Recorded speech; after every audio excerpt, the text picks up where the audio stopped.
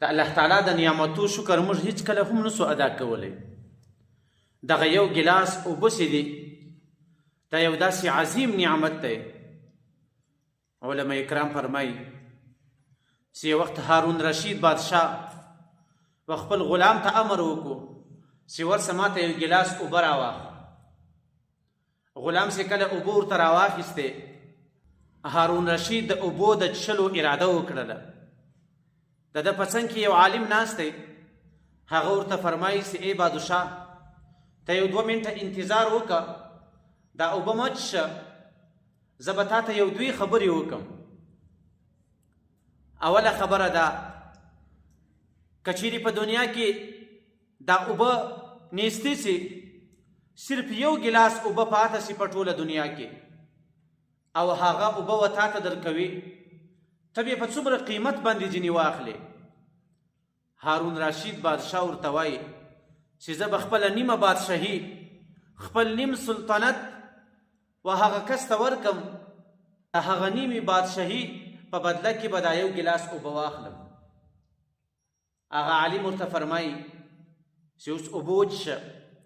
کله چې د اوبه وڅښلې تر اوبو څښلو وروسته ورته وایي چې ای بادشاه مثانې بنده سي، ته په تکلیف باندې له مثانې څخه په تکلیف وي او په دنیا کې یو حاکم وي او هغه حاکم دغه علاج کولی سي، له ده بغیر بل څوک دا علاج نسي کولی.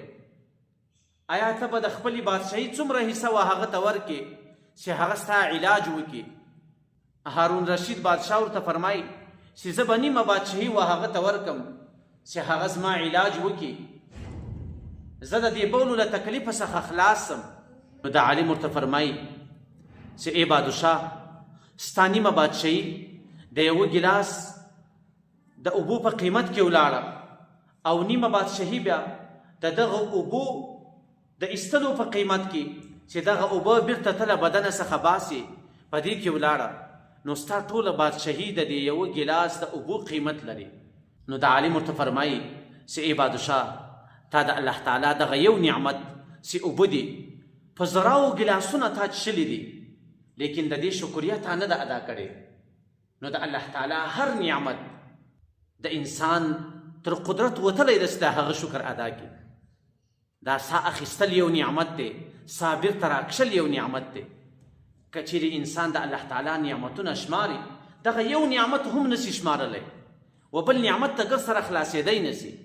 نو الله تعالی له موږ تاسو سره یو عظیم احسان کړی دی چې موږ تاسو ته روغ صحت را کړی دی، سترګې یې را کړی دی، غوږونه یې را کړی دي، ژبه یې را کړې ده او نن الله تعالی موږ تاسو ته موقع را کړې ده، د زندګي غوندې عظیم نعمت یې را کړی دی. نو موږ تاسو باید دغه مبارکه میاشته په عبادت باندې تېره کړو، د الله تعالی د نعمتو شکریه ادا کړو. د بدن هر جز هر اندام چې الله تعالی د کوم شي دپاره را کړی دی باید په هغه کې موږ تاسو مصرف کړو. په غوږو باندې موږ تاسو باید قرآن کریم واورو او دغه ژبه باید له غیبت څخه وساتو، د یو انسان له دوکې څخه یې وساتو، په دې ژبه باندې د قرآن کریم تلاوت وکړو. او په دې میاشته کې تر ټولو بهترین عمل هغه د قرآن کریم تلاوت دی. د قرآن کریم تلاوت له الله تعالی سره خبرې دي. نو الله تعالی دې موږ تاسو ته د دې مبارکې میاشتې د قدردانۍ توفیق راکړي.